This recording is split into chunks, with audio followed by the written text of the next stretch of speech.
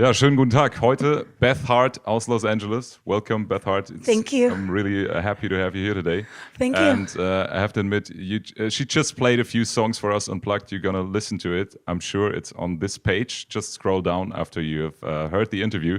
And yeah, what was really amazing for me, how you just filled the room with your magic in 60 seconds. You just came into the room, and after 60 seconds, everyone was just, oh shit, is my phone turned off? Okay. Oh my God. It was really amazing. Thank you really so much. I was thinking just the opposite. And then when you and I went out had a smoke, I was like, so amazing what goes on in the mind. You should really so stop different. that, maybe. I know, right? I've been working on it for 47 years. Okay, maybe you can tell us what's going on in your life right now. How do you feel? I'm feeling pretty good. I mean, I have my ups and downs with my head, and that's just part of it. But I'm really, really fortunate and blessed to have my husband. He is my rock. He's my love. He's been with me for 20 years. He's sitting right there.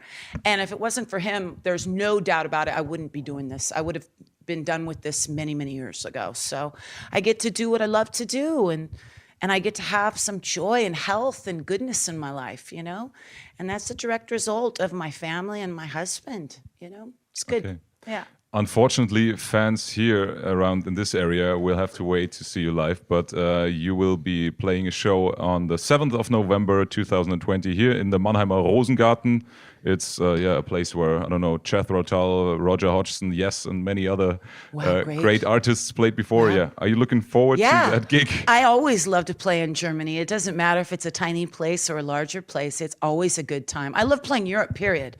It's a great place to come and tour.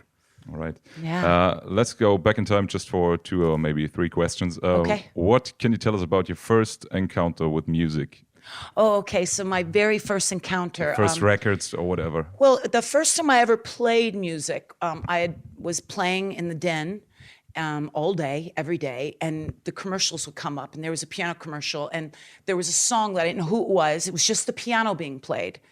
And it made me think about the problems that were happening with my family at that time. My mom and dad were going in separate ways, and we had a really happy family, and then everyone's heart was broken, like overnight. And it was very dramatic and sad. So when I heard this music, I thought, oh, someone must have lost their dad too. And it was Beethoven playing Moonlight Sonata. And so that night, I was playing a little bit of it in the middle of the night, and my parents got out of bed, and they came in, they were together. And they were like, oh my God, she's playing the piano. And I saw them together, and I saw this love, and I saw them being proud of me. And it just made me feel like, wow, maybe this is like a place to find comfort and guidance and refuge and happiness and healing, you know, even at that little age. That's what I remember thinking that. And I remembered saying to myself in the mirror in my bathroom, I was doing this thing where I was talking to myself in the mirror, and I said, Beth, I want you to promise me that whether you make a living at this or not, you're never going to stop playing music. Wow. So, yeah. All right. So you started with classic music somehow a little bit. Well, yeah, but I didn't learn how to read, and I was faking out my teacher, Mrs. Davis. So a few years later, when the materials started getting harder, she was like, what's going on? What is that note? And I was like, I didn't know. She said, you are out of here. She was so mad at me. Right. So she fired me. So okay. Yeah. Sometimes I get a feeling most people at my age, when I ask them, what kind of music did you listen to when you were a teenager, like 16, 17? If you ask them, they somehow feel ashamed for what they listened back then. What kind of music did you listen to when you were a teenager? I was remember? Yeah, I was a total junkyard dog. So I was addicted to basically every genre of music. So I listened to a lot of punk, a lot of heavy metal, a lot of classical music, a lot of jazz, a lot of blues, a lot of singer-songwriters like Carole King and James Taylor, and soul music, R&B music. I was into everything, but everyone in my family, all my sisters and brothers, my father, mother, everybody was also into many genres. So I was always hearing a lot of stuff in the house. Yeah. Okay. I guess you were asked this 1,000 times before, but let's take a quick look at your biggest influences. I heard you're really into a woman who won several Grammys and is also part of several Hall of Fames, Etta James. Yeah, yeah. But who else has influenced your interpretation of rock and roll the most? I mean, Otis Redding, Aretha Franklin, Billie Holiday, Dinah Washington, Robert Plant, Ozzy Osbourne, Carole King, Bob Marley, so many. There's so many artists I love. Their songwriting, their singing, their everything. Yeah. Right. It was 1 year ago, I think October 2018, when Joe Bonamassa played a concert here in Mannheim in the SAP Arena, and I had the pleasure to do an interview with him. And of course, I asked him if there would be another collaboration with you. Yeah, it was a question a real Bonamassa fan had given me before, and I'm an idiot because I'm asking again. Will there be some kind of collaboration again with Joe Bonamassa? Probably. I hope so. I mean, we've done 3 studio albums now together, and we've done a live record together. And I love him. I've loved the stuff we've done together. So we'll just see. It's all up to him, though. I always wait to get a phone call from him. So I'm just waiting. All right. Yeah. Joe Bonamassa, if you're watching, call her immediately. All right. But he's busy. So I know. I remember Bonamassa told me that he doesn't listen to blues rock when he's home alone, having free time, because that's what he's doing all the time. So what about you? Do you also have to be careful to what kind of music you're listening to? I don't know if you're... It's interesting you say be careful. Because I do have to be careful. If you're going into the studio, I don't know. Well, no, I didn't realize it till recently that I do have to be careful because I love this question because usually when I'm home, I'm writing. So I'm not listening to music, right? But when I paint, I always listen to music. And I love to put on all of Dinah Washington's live jazz stuff that she does in little clubs. Or I put on a lot of opera, classical music. I love those two genres. But when the new Taylor Swift came out, I listened to the first 2 singles, which I'm not a pop singer lover of pop music so much, but you have to respect the fact that she's an incredibly clever songwriter. It's incredible. So I'm listening and I'm just going, wow, what a clever writer. And then I ended up starting a song that was way too in that vein. I'm like, what the hell am I doing, So I went and I listened to something like I think I was listening to like La Boheme, and I got off of it and wrote this song called Happiness is a Misery, right? And I worked on it for like 4 weeks. But you do have to be careful because it can really influence you, what you hear, absolutely. And I love her, but I don't want to do pop music. So, yeah. I get it. Yeah. Okay. So Bonamassa had the honor to back your voice. So did Jeff Beck when you shared the stage with him at Eric Clapton's Crossroad festivals. And is there any other guitar hero from the top 100 of the Rolling Stones list you would love to collaborate on stage with or in the studio or whatever? I feel so thankful with Buddy and with Jeff and even with Slash. I got to work with him and I love those guys. But who I really wanted to work with so badly my whole life, and he died, is Leonard Cohen. Because to me, he's the greatest songwriter, one of the greatest songwriters and poets ever. And then the other is Tom Waits, who I love his songwriting, I love his voice, and he's still alive. So you never know. You never know. I hope. All right. You started singing pretty early, as far as I know. How did you learn to sing so free and beautiful? Well, that's nice of you to say. Unfiltered. Unfiltered. I never really liked my voice. I liked the feeling of singing. So my mom took me to see Annie. It was a little Broadway musical. And when I was 6, and I loved it. And she got me the tape and I learned it. And then every night when she'd be in bed, I would sing it to her and my brother would sneak in behind and he'd make fun of me and she'd laugh and laugh. And I just remember thinking, oh my God, this is the best. Getting to make someone feel happy or feel something when you're doing, and that's really what got me into it. But I really never enjoyed the sound of my voice. And I still, when I'm recording a record, I will never, after a recording, go into the control room and listen. I always go outside, have a smoke, and I wait for the producer to let me know if I got the take or not. And the only time I listen is when it's time to mix, and then I have to listen. But when I got into my late 30s, my low end dropped in. And that's when I started not getting as sick to hear myself sing, because it wasn't so high. And I think that was because my heroes when I was young, a lot of male singers, and the female singers that I loved had big, like male low-end voices. And those are really the kind of voices I like. They're easier on my ears, I think. Okay, I just noticed that you drink coffee in between the songs, and you also smoke. But I'm not supposed to drink coffee. I know. It's bad for me. Don't you have to take care of your voice? But yes. Does that influence your voice somehow? At this age, now I smoke between 4 and 6 cigarettes a day. Okay, so it's not too bad. It's still terrible for you, but it doesn't hurt my throat. Yeah. Whereas coffee actually does, and it's really acidic. So I try and do green tea, But sometimes when I'm over and it's like a little bit of a time change, I hit the coffee a It little was my hard. fault. I took the wrong bottle. And at what age you started playing the piano? 4. 4. Wow. Yeah. Okay. Like many other artists, you get to stand contracts. You get to satisfy expectations. You're being rated and criticized and everything. Isn't it tough to say, okay, I gotta leave all that shit behind and just do what I really feel like, just to make yourself free from all those expectations and everything? And just, Well, you know, I've been really lucky in my career because I've never had a record company ever make me feel like I had to do something to get on radio. The only time I felt a little bit of pressure with that was in the very beginning. But even when I want to play the game and I want to please people, I can't, because I can't get myself to do something that I just can't do. So I was lucky that people stayed along and supported me in what I do. But to this day, when I write, I'm never writing with in mind, I'm going to put this on a record or I'm going to play this for an audience. Never. The only reason why I write is just like when I was little, I'm looking for comfort, I'm looking for guidance. That's it. And then I turn in, by the time it's time to make a record, I do them every couple years, I just turn in a ton of songs. And I don't care what songs they choose. They say, what do you want to do? I say, you choose one of these 30 or 50 songs. I don't care, I love them all. And I do not have a vision ever because I don't want to get in the way of what might happen.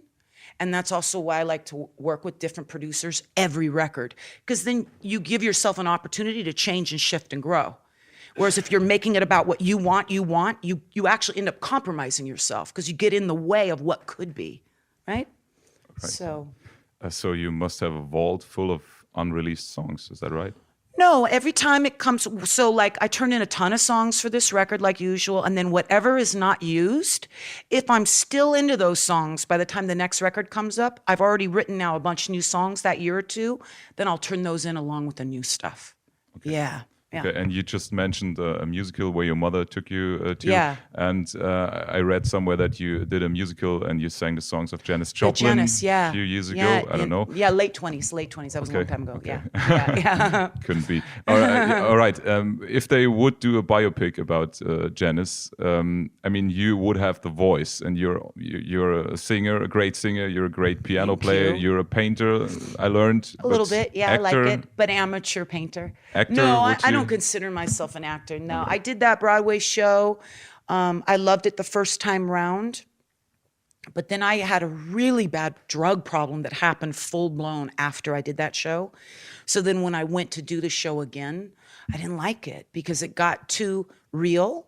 So, and then in terms of acting, I think as like with anything, if you love it, do it. But I don't feel a love for it because I'm working so hard on finding who I am that I don't want to try and figure out who another character is. So I think that's why I love singing, is it's always a quest to dig below all my many layers of protection, you know, to figure out who I am. Right. Yeah. I just thought, I think they asked Pink and a few other female Yeah. singers who would Oh, have yeah. the voice, who would have the ability to sing the Pink songs would of be Janis. amazing. But She yeah, would be great. But you know, I don't You think also. they're ever going to be able to make that movie though, as long as some of the living family members are alive, because they own the rights and they're unwilling to relinquish them if she is portrayed as an addict or as being bisexual.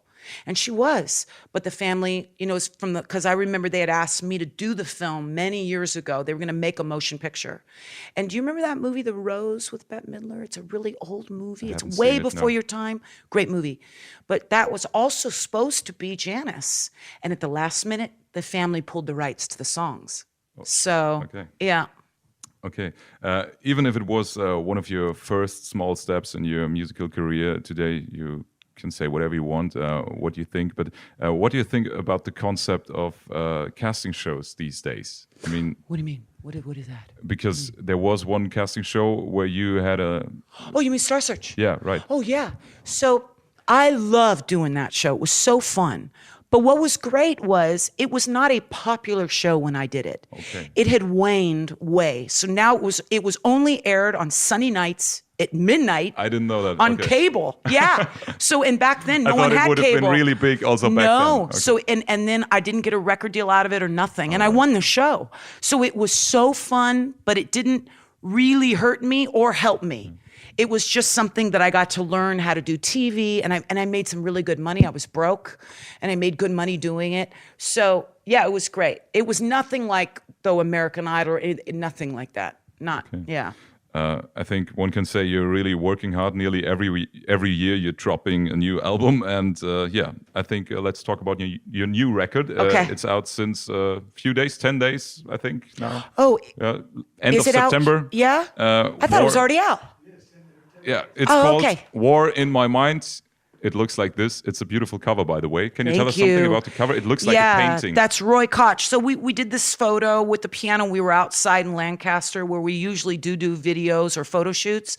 But then Roy Koch did all the amazing artwork, and he just did a killer job because really it was a sunny, beautiful day, and he made it all cloudy and scary with so it looks awesome. great. Yeah, it's really awesome. Okay, you somehow managed to get the producer from Green Day. I mean, that's maybe his most famous work. He did Dookie back in the 90s and everything. Yeah. Rob Cavallo, how did you find this guy?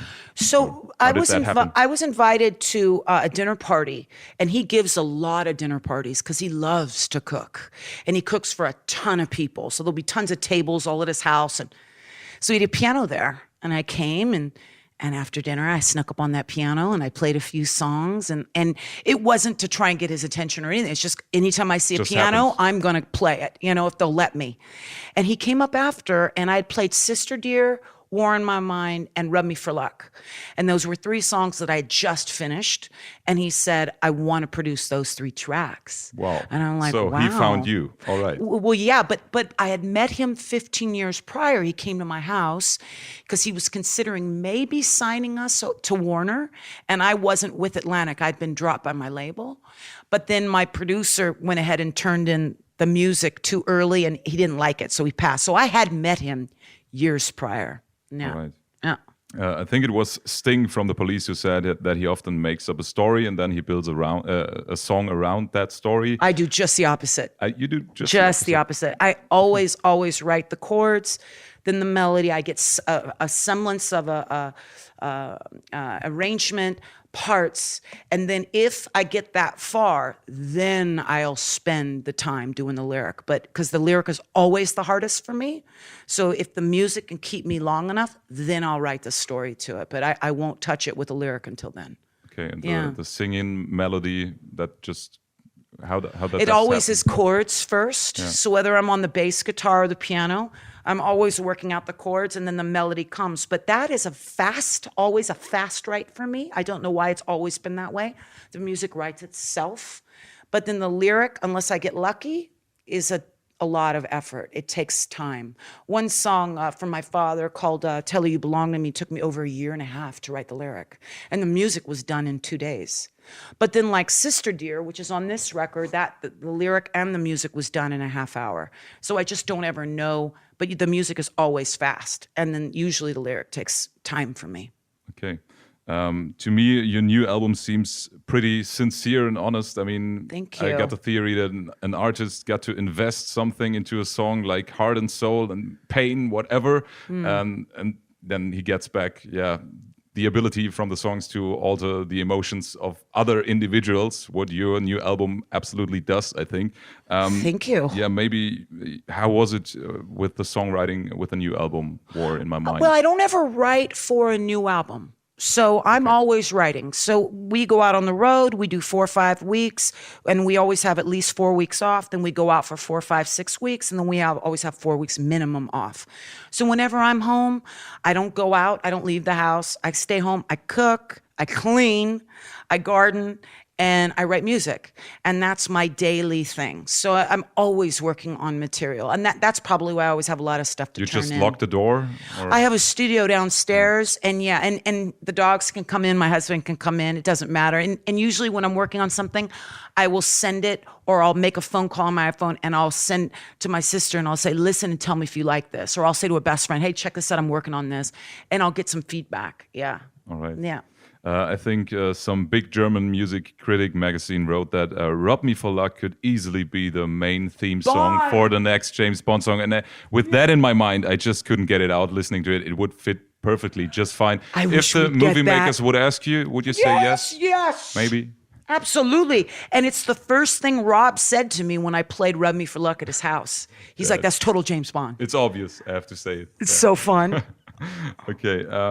Yeah, to me, it seems that you're always trying to provide the maximum, the most genuine, unfiltered feelings through your music, as that would be one of your top priorities. Could you subscribe that? Would you subscribe? Yeah, it's not that I have a priority to be ridiculously open. It's that I can't help it. And I don't think it comes from being courageous or anything like that. I think it comes from I started in therapy when I was really young. I think I was 7 when I had to, and also in school, the school would always make me have a counselor for 1 hour a day. So I had a counselor at school and I had a private therapist through my mother. So I got used to, as a young girl, as a way to learn to deal and handle being open.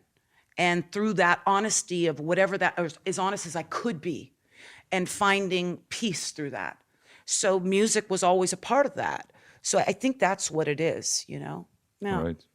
The catchy opener, Bad Woman Blues, yeah, that's a song that makes a young man like me feel like a boy somehow. When I listened to it, really attentive, I felt like you were saying, hey, boys, stop making us women responsible for your luck and for your life. Yeah, especially when it goes up-tempo and you sing, I'm not your mama, I'm not your wife, I'm not the one who'll make it right. Yeah. What can you tell us about the message of that song or where it comes from, whatever? I mean, obviously I'm using sex as a metaphor, but it's not. For me, the song is about, I've always been really hard on myself. And there are parts of myself I like, but there seems to be a lot more things I don't. And at my age now, one of the things I'm really trying to work on is to lighten up a little bit and not take myself so serious and kind of laugh at the things that I don't think are great and even have fun with it. And I think that's what she's saying in the song, what I'm saying in the song. All right, you know? I get it. Yeah. In a letter to her parents, I'm going back to Janis Joplin somehow again. Yeah, that's okay. Janis once wrote, as it gets closer, more probable, being a star is really losing its meaning, but whatever it means, I'm ready. I mean, you're getting closer and closer to being a star. What do you think about stardom at all? Is it just a big illusion for you? And you say that's not what it's really about? Does it make sense to go after fame at all, or? No, not at all. I think one of the greatest blessings in my life is that I've never been, because I think if I had been, I would have died. Because I had a little taste of it, you know, with LA Song. But it's weird. Now at my age, I have a way bigger career than I ever had in my 20s. But in my 20s, it was that pop thing. It was more radio. And that made me crazy. I didn't feel comfortable. And it was no one's fault. It was just my own feeling, I guess, of inadequacy, or thinking that I was a phony or something, or that if I did have that fame, that I would have to be something better than what I am. And so I look at people that can handle that, and I marvel at it. I think that's amazing.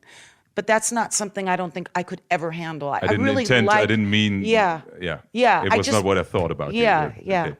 I know it's probably the most obvious question that comes to a male brain when I got an interview with a female rock star, but Janis Joplin, Dolores O'Riordan, Tina Turner, Alanis Morissette, of course, there is a few of them, the Wilson sisters, of course, but let's be honest, here in Germany, for example, one of the biggest festivals, Rock am Ring, the headliners, I think, it's nearly all the time only male artists.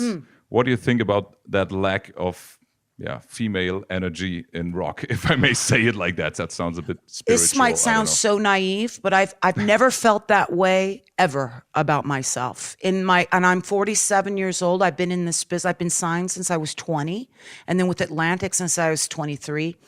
I never once had a female or a male in the business make me feel less than because I was a woman. Never. And also, if anyone ever did, I don't even think I would take it that way, because I don't feel less than. So I never feel on guard like someone is making me feel that way. Do you know what I mean? I think so. Yeah, and I'm really happy of that. And if I ever came across someone that did, I would just let them know straight up to their face. That's not going to happen here. So. Yeah. All right. What was the nicest compliment one ever made to you or your music? Him. Your husband. What did he say? May I ask, or is it too private? I don't know. I shouldn't even have brought it up. Okay. Maybe you just fake another.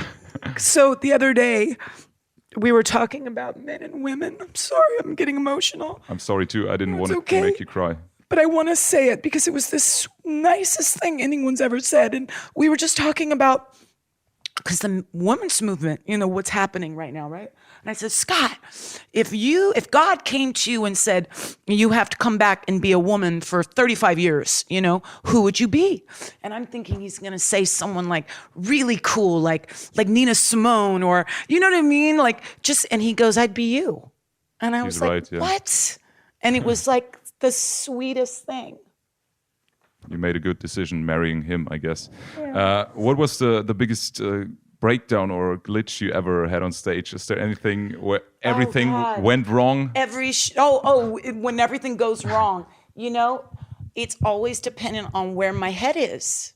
So I could be in a beautiful room, I could be in a crappy room. It doesn't matter what, the way the room looks or the sound even, but it's where my head is. So if I'm in a good place, I could literally be sitting in a bowl of poop and be like, I love this place, But if I'm in a bad place, for example, when I did Robert Hall, the live DVD that we did I think it was last year, I was not in a good place here. I was extremely nervous, and I'd flown my mother out. She was in England.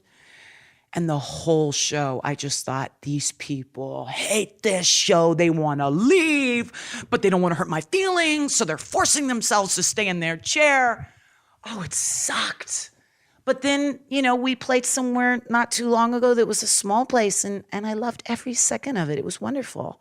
So it just depends on my head, I guess. To me, it seemed you had not a single problem just, clicking that switch to when you came in here. I was so nervous today. Really? Yes. But you just seemed to let out your emotions so easily when you came into that room. It was just like a switch. I don't know. Yeah, it's funny when I'm playing with the band, if it gets to the point where my head is so bad and I'm thinking the audience hates it so much, I ask them to leave and I go to the piano and play alone. And you'd think it would be the opposite. But there's something about being alone at the piano where I feel very protected by angels. So literally, if the audience turns into the devil, I'll just go to the piano and play alone, and that devil can't mess with me at all. It's like a weird little thing. Okay. Yeah. Back to a new record. Is there any story you could tell us? I'm just improvising now. I'm running out of questions, but I won't stop talking now. Great job. Is there any funny story from the studio? I mean, how long did it take you to the record sessions? How long? This took longer than the last many records I've made, but that's, I think, because Rob is so busy, he's doing so many projects. So we did 1 week, then we took a break, then we came back in, we did about another week, and then we had this wonderful gospel choir come in one day, and then we did mixing for a couple days, and then they mastered one day. So altogether, maybe 2.5 weeks, something like that. Yeah. And it was fun or more serious work? It was so fun and so easy. Not the first week. The first week was very nerve-wracking because I even tried to talk Rob out of having me play piano. I said, you need to get a really good piano player in here. I'll just play all my parts and have them but someone that knows how to play to a click, because I don't play well to clicks. And a lot of people make records to clicks because it's easier. You can cut and paste later. You can do all kinds of things. I don't do well to a click. I'm like anti-pocket player. And I think that comes from listening to so much classical music where the tempos are always shifting and moving. So it's just in me to write that way. So he had me do a few things to a few clicks, and then a few other things we did instead that were built up from a demo. So then the next round, I had to figure out a manipulation. I practiced it for 2 weeks, every day, of how I could walk in and convince him to let me play without being to a click. And I worked on it. So I show up, it's the beginning of the second run of recording, and I say, Rob, is it okay if I just pretend I'm doing a show? And I get behind the piano and I'll play 14 songs through from top to bottom, and then I'll switch to the other piano, and then whatever you think is best, you pick. And he goes, absolutely. That was it. I didn't have to rehearse for 2 weeks at all. And that's what we did. And that's what ended up being the majority of the record. It's just a live vocal piano, and then he had the band build around that. And I think if any of my records, the one that just sounds the most like when I'm playing live, it would be because of that. He let it just be a free form, not to a click, not to a steady meter, of my own natural cadence. And I think that was really great that he did that. I mean, it made me happy, but I think it's the best thing for the songs. I think you're right. So probably you will work again with Rob. I would in love to future? if he'll have me. Yeah, yeah. Okay, what goals are left for you anyway? I mean, maybe an album like Born in the USA with 7 top 10 singles, something I like don't that. really think of goals in terms of Just joking. more money or yeah. I mean, to me, goals are living long, taking care of my parents, being more and more of a loving wife to my husband, staying sober, staying grateful. He looks pretty happy to me. So He's so great. Taking care of our dogs. I'm really into gardening. I love gardening, so I want to get so good at it where I can call people in to like take pictures of it, you know? And then writing. I want to go deeper into my writing. I want to try different genres and take on new vocabulary and see where that takes me. Yeah. all right. Are you already missing Los Angeles right now? Right now, I'm missing my dogs. Yeah, I am. But we only have, I think, a little less than 2 weeks left of promo, and then I'm home for 4 weeks. And then we could start back out on a tour. It starts in November, and you're coming around a lot in Europe. Yeah, nearly everywhere. Now Yeah. we're doing the States twice a year, Europe a couple times a year, Australia, parts of Africa, Middle East, Asia. So we're busy, we're working. It's nice. It's really right. nice. Yeah. Okay, I wish you good luck for the Thank next you. tour and for everything. And Thank you so you. much for being here today. Thank it was you. a pleasure and an honor, and to see you live from 5 meters. You're it so was sweet. really, Thank you it was very much. really impressive. And yeah, Beth Hart, buy the new album. It's out since the 27th of September. War in My Mind. And yeah, hear the new single, Bad Woman Blues, on Regenbogen Zwei. Goodbye. Thank you. Thank you, sir. Chick, chick, chick, chick, chick. That was really good. That was really good.